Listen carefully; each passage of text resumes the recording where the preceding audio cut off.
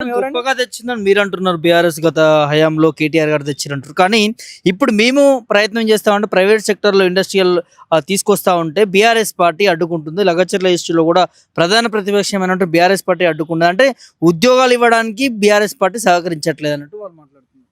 ఇప్పుడు ఉద్యోగాలు ఇయ్యే చేతనైతలేదు మీకు. బీఆర్ఎస్ పార్టీ మీద ఎందుకు ఇస్తున్నారు?